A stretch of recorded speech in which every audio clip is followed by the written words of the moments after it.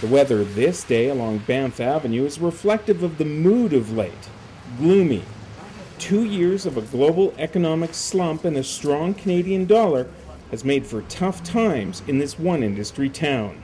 I think a majority of Banffites understand that tourism is our only industry, and therefore understanding what the visitor needs and what they expect and how we continue to compete in today's marketplace when the world is so small is very important. Okay, that's good. Meet the next mayor of Banff.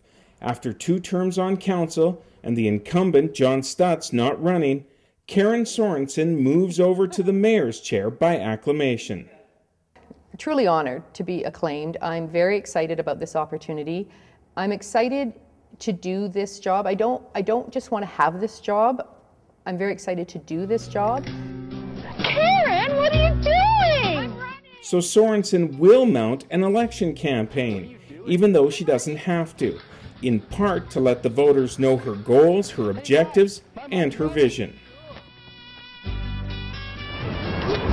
She's running. Her number 1 priority, the local economy. If the economy is strong because visitation is strong, then the community is strong. And I would have to say that is our number 1 challenge right now, is getting heads in beds and bums in seats. That's welcome news to those in the hospitality business. Well, I think they got to be really aggressive. I think they got to be progressive, and I think they have to be very creative in what they want to do.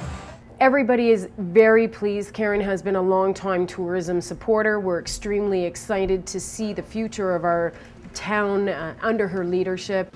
Saskhew says the town must get creative as Banff looks for its share in the increasingly competitive global tourism market.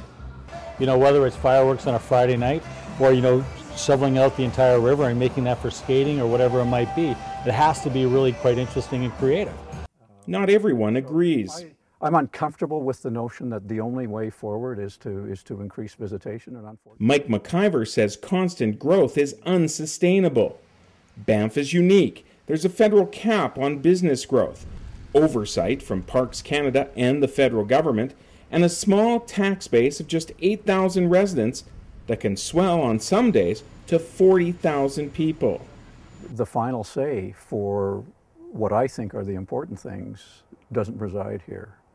It resides in Ottawa, where decisions are supposed to be made on behalf of the people of Canada. And Sorensen doesn't resent that the rest of Canada watches Banff closely. Well, we're often called Canada's town.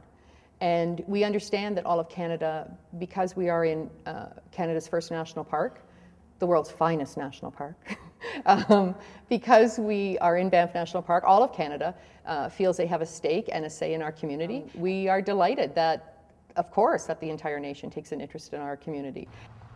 Sorensen hopes, like on this day, the gloom will go away, leaving a bright, sunny future for Banff. With files from Tony Seskis, Rick Donkers, CalgaryHerald.com.